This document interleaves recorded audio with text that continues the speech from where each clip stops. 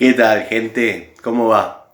Bueno, esta es la continuación del videíto anterior. Si bien lo saludé y lo subí confiado, pero claro, cuando posicioné el celular para probar la agujereadora, no pude presionar, dado bueno, los dedos que uno tiene, el play, y cuando volví a presionar ya no había filmado esa parte.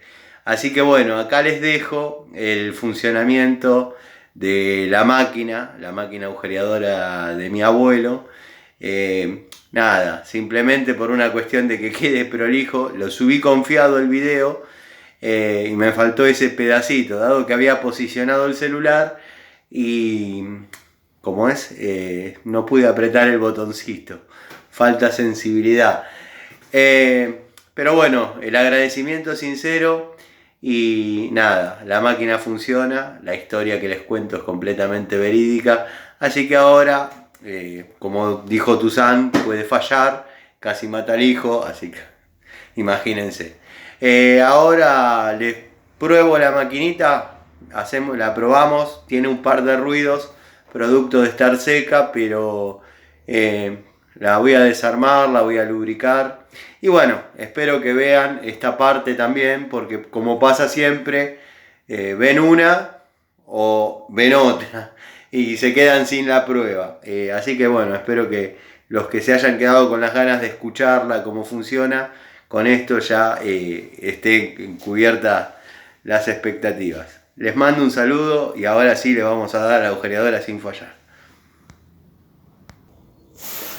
Bueno, ahora creo que sí, ya estamos filmando.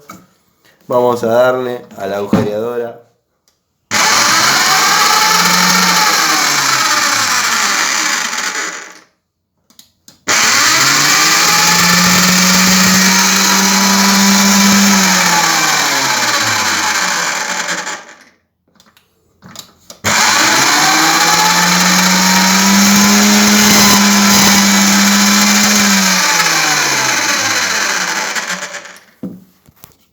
Bueno, no la vamos a hacer sufrir más, está seca, estuvo parada acá adentro, bueno, no sé qué cantidad de años. Y los que no la usó mi abuelo, porque el abuelo me trajo la máquina y me trajo las mechas. De ahí vienen los tacos que yo había hecho, que yo había fabricado, que los tengo por acá justo. Los mostré el otro día para poner las mechas, pero no tenía tantas.